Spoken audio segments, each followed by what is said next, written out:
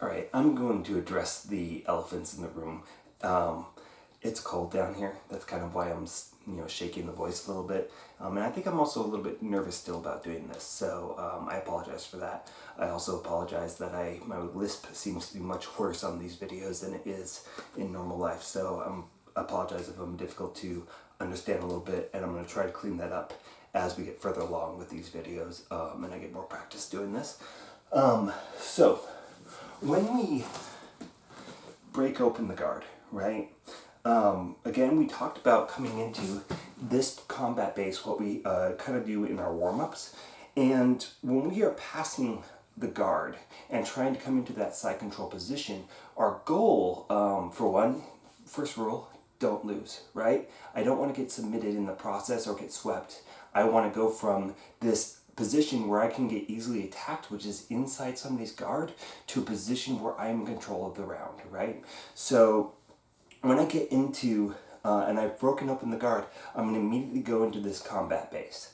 So what is that going to look like, right? So if I'm in somebody's guard, first of all, you guys can't see that from here, so I'm going to be here, right? So this is going to be kind of my posture inside the guard, right? So you see how wide out my knees are, and you see how low my butt is, right? I'm as low as I can possibly be.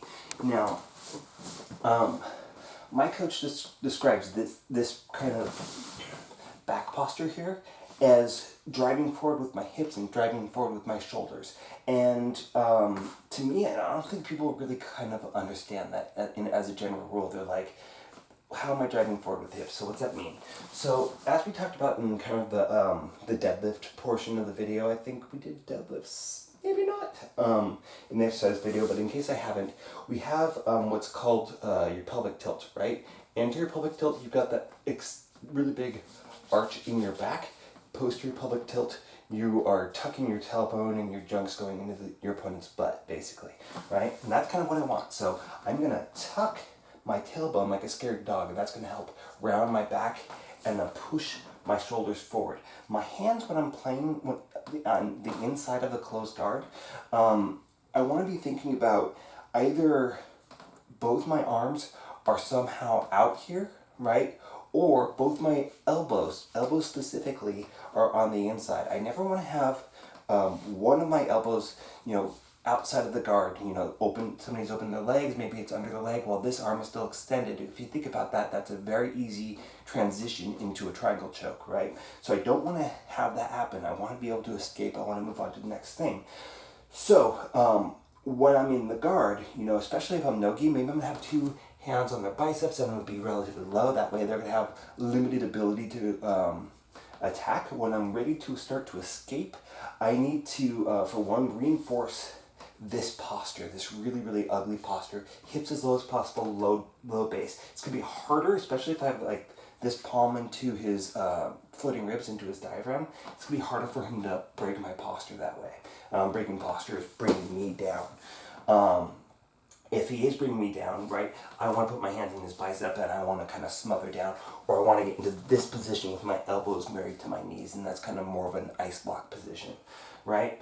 So when it's time for me to start breaking the guard, the first guard pass that people tend to teach, and I don't know if I agree with this, is to kind of maybe put my palms into somebody's floating ribs, like right in here, and then I'm going to build my posture up. Notice as I'm doing that, I'm keeping that tail tuck. I'm driving up. A lot of times when people don't have this guard pass particularly work, it's because, they go into like this kind of neutral posture and they start to lift the person's hips up and whatnot. I don't want that. So my hands are either going to be on that diaphragm or they're going to be on the hip bone right here on the iliac crest and driving that into the mat. So as I come up, I'm coming up leading with my hips, not with my shoulders, right? I'm not heavily leaning forward.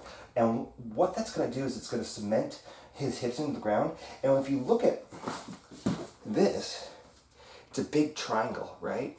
And so when I'm coming up, if I'm keeping his hips in one place and he can't control where his thighs are going to be, they're going to start working down this triangle, which is going to be putting pressure on his ankles and starting to separate those ankles.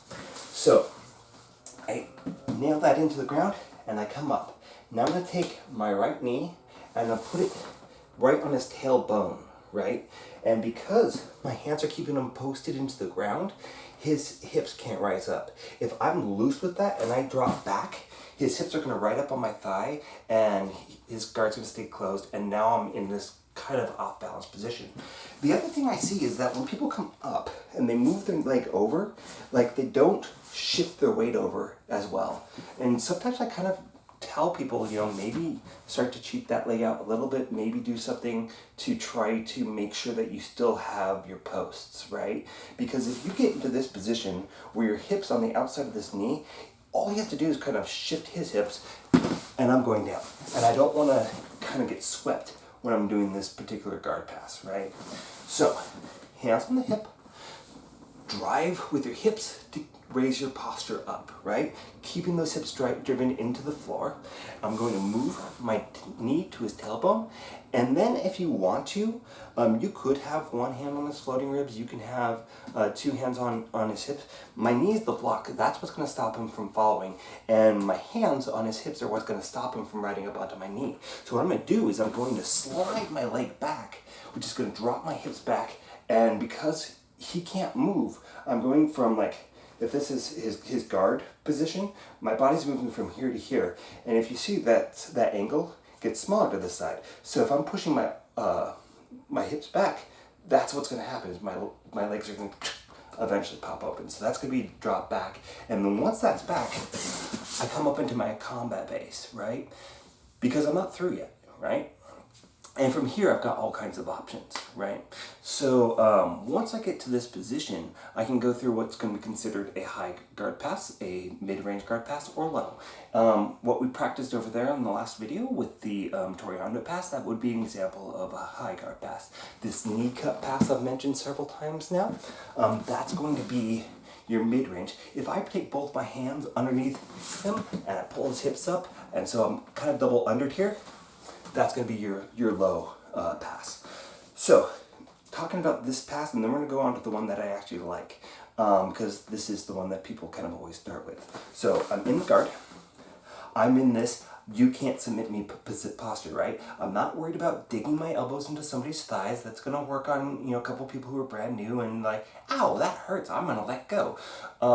People get used to that pretty fast, and really they're just going to maybe ignore a tap when you go to choke them out.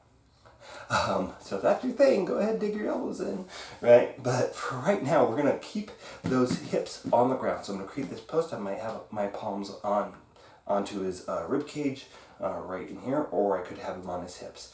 I prefer on the hips because I don't want him riding up on my knees. So I'm going to create that post. I'm going to drive my hips forward as I'm coming up, so I'm leading with the hips to build my posture up, cementing those hips right into the ground, his hips, right?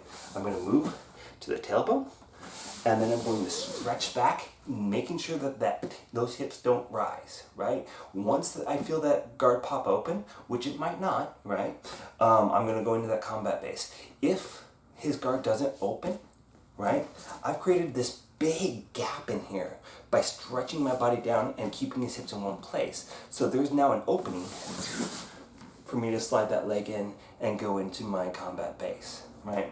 Now there are other passes that will, you might not be able to get the guard open, but as long as you can get this combat base, you can pass. So it doesn't matter necessarily if you absolutely break open that guard, but it does matter that you get to this base and that you're staying protected throughout the whole thing. So I'm never moving one arm in before the other one. I'm not doing anything that's going to allow me to get swept. I don't want to lose. All right, so that's your first guard pass. Let's get to the second.